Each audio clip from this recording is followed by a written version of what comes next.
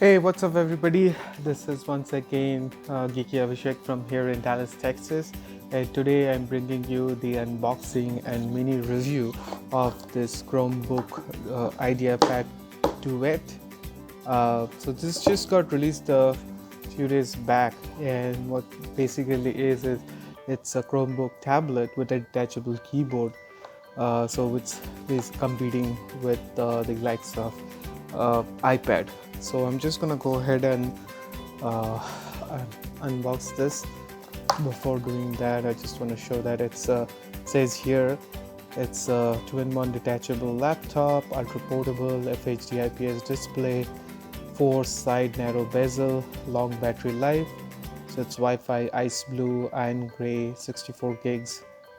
It's powered by the MediaTek P60T octa-core 2 GHz processor. It has a 10.1-inch 1920 into 1200 IPS display, supports wireless LAN, A, B, G, and AC, and also has Bluetooth 4.2. The operating system is Chrome OS, not Android, but very similar to it. Also has a 7180 milliamp hour battery. So this is so new that I couldn't really find unboxing or any detailed review of this, and I was looking for a tablet that I could use to study for a certification, and I just didn't want to get an iPad. I had iPads before. I still have an iPad which I gave to a family member, and I wanted to try something different. iPads are great. When it comes to tablets, I think iPad is a great investment. It's probably one of the most perfectly working tablets with minimal complaints. When it comes to a computer, I always prefer a Windows computer because I feel the compatibility with many different softwares and everything else just makes it easier for me. As well as when it comes to phone, I think I prefer Android phones, something like pure stock Android like Google Pixel phones over an iPhone. But when it comes to tablets, I think iPad is a winner. But I just wanted to try something different. That's why I got this. Okay, without talking so much, I'm gonna just go ahead and unbox it and show you guys what's in there.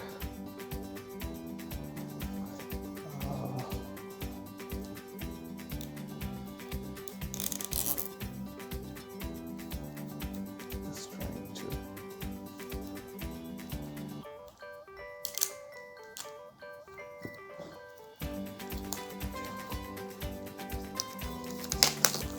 Not the cleanest way to remove the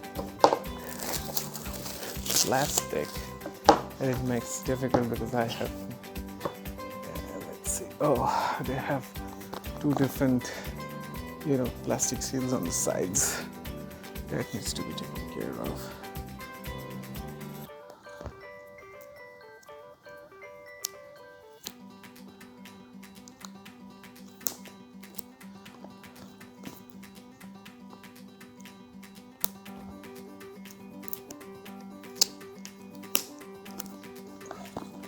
So once those things are out of the way, let's see what we've got here. Wow, it's a tab.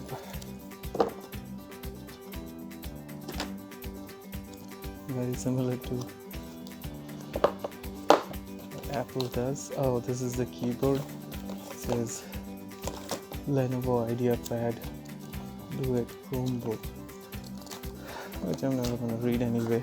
I don't think you guys would. What's in here?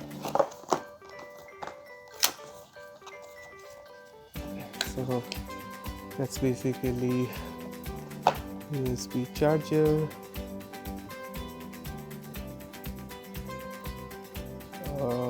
Can't figure out if it's a quick charge or anything. So 5-volt 2-amp charger.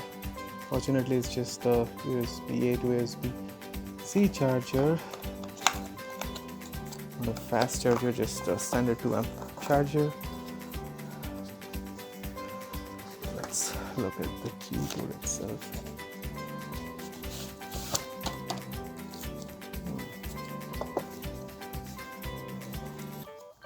Oh wow, so this must be the kickstand. and here is the keyboard. And one thing is weird is like you have full-size keyboard keys, and then suddenly you see all these keys are smaller, as if they ran out of space, and it was kind of an afterthought. So let me just put that away.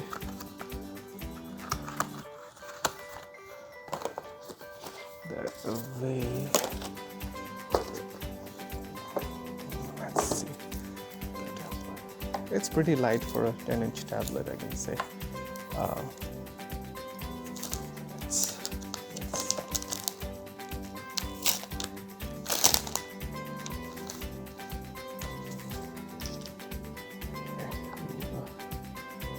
Very nice.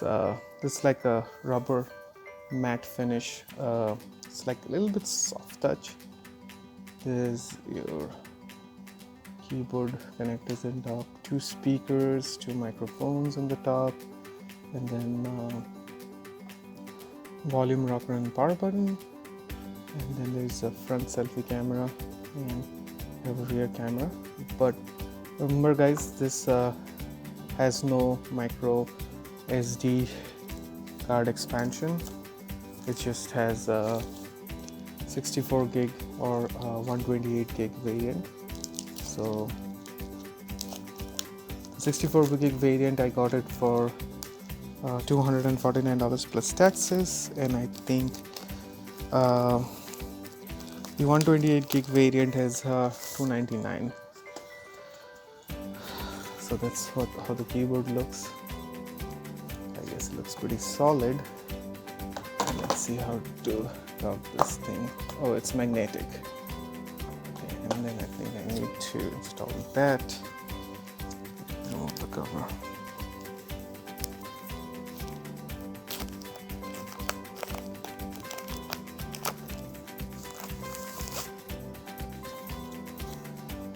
So this seems like also magnetic.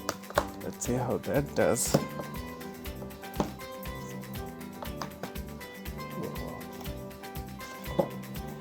Okay, how do you? Okay, so a little bit of struggle. It already got powered on by itself.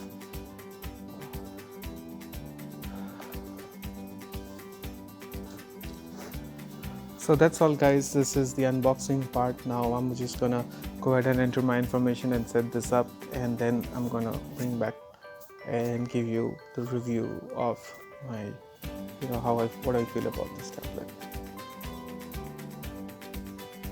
Hey guys, so I am back after I have actually used this device for a couple of weeks before making this part of the video.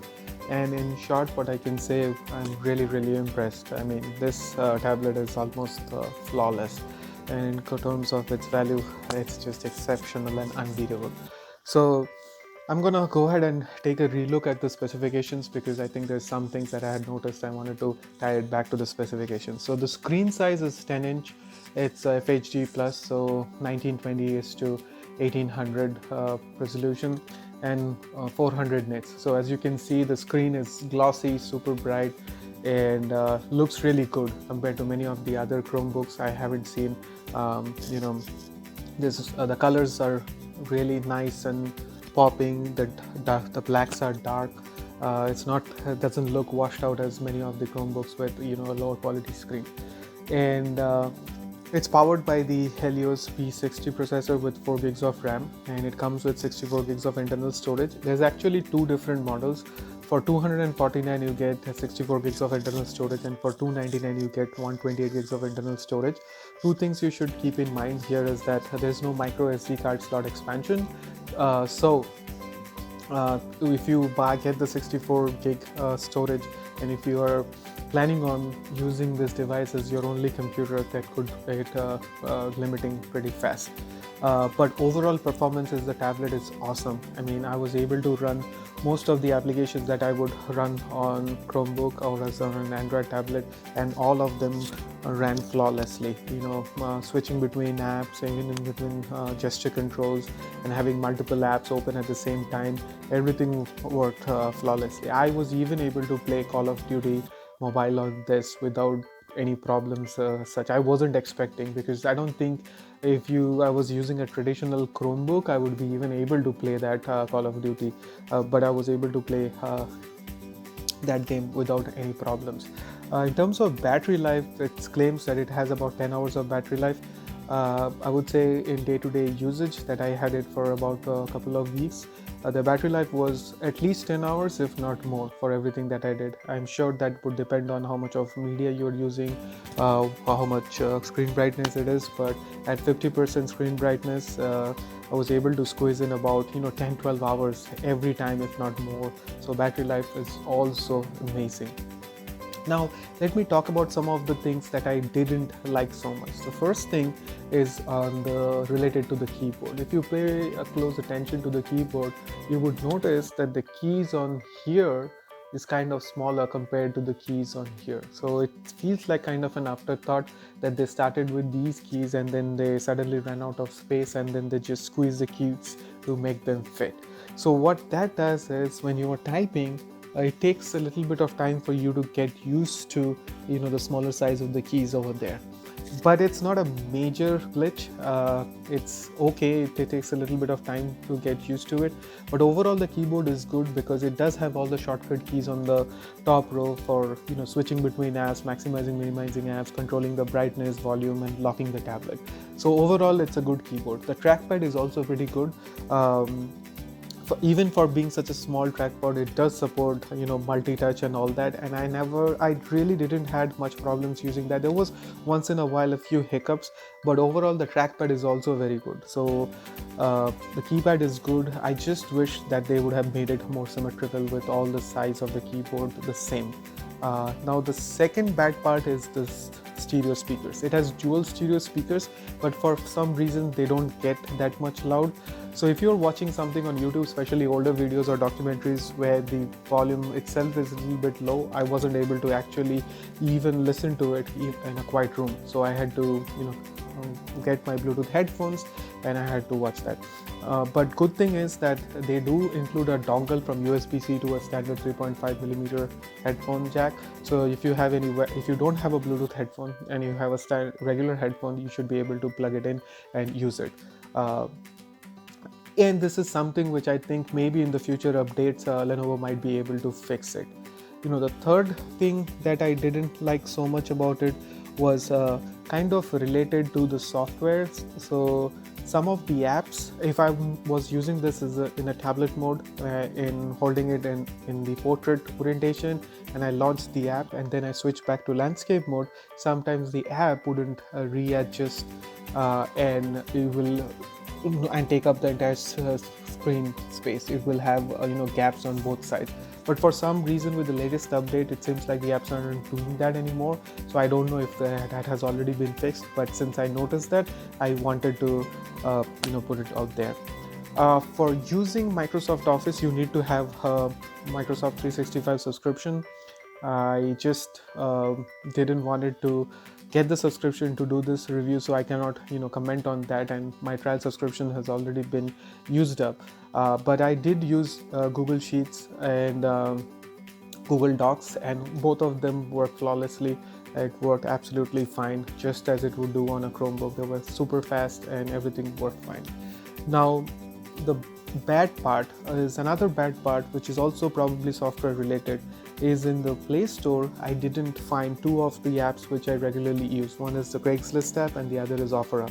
So these are all buy-sell apps. So since I buy a lot of device and sell a lot of device I use those two apps, and for some reason they are available in the Play Store on a phone or a regular Android tablet, but they were not available here. So if you use some kind of an app, make sure, and which could be a deal breaker for you, make sure that they are actually available in the Play Store for Chromebook OS.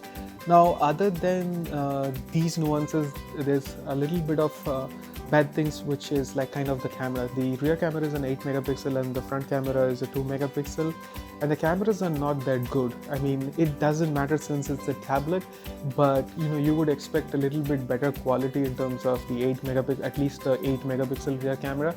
but I mean, it's just there, so you can use it if you need it.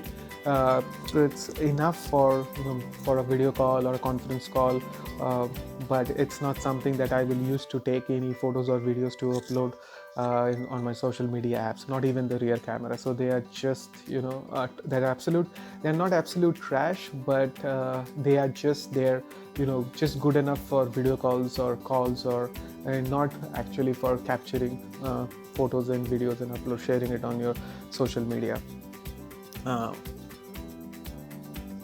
The other bad thing is that it just have one USB-C connector. So if you are using the tablet and you are charging it, then you won't be able to attach any kind of other peripherals to it.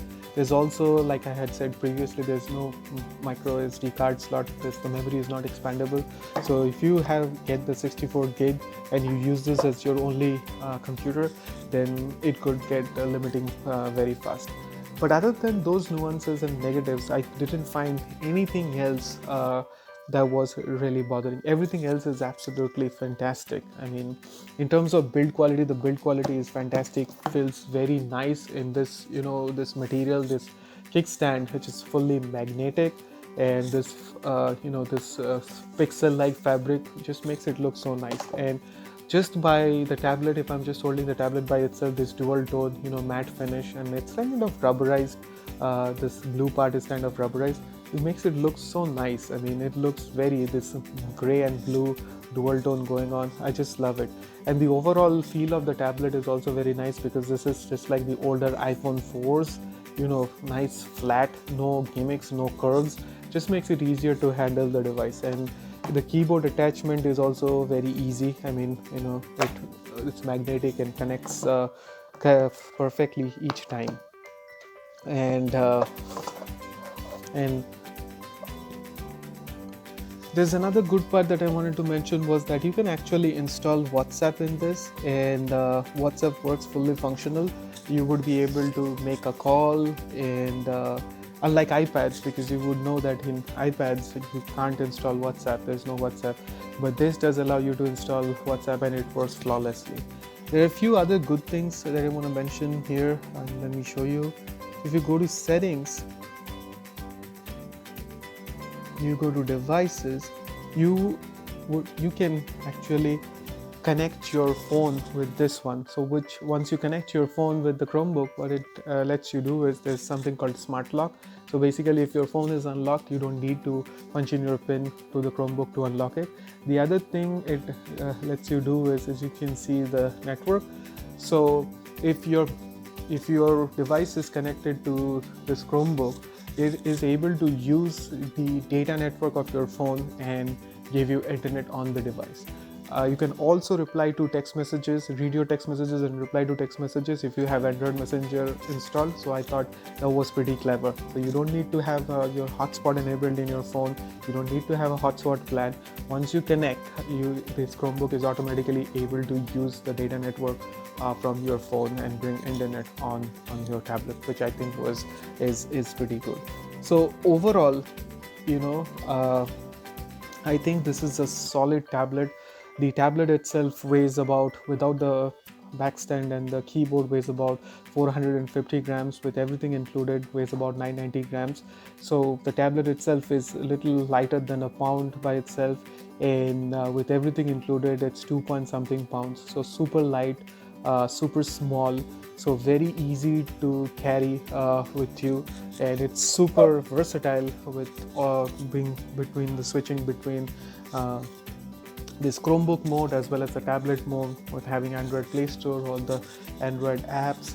I don't think there is any other product in the market which gives you such versatility and value at this price point. So in my opinion, this is a solid win for Lenovo.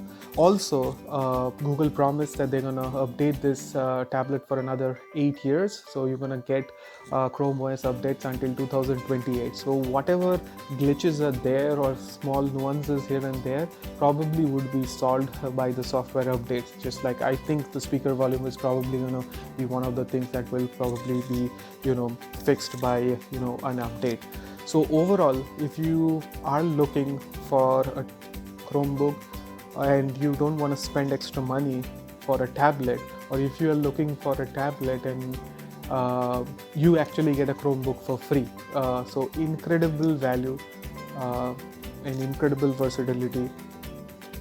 So it's Lenovo just run hit a home run with this one.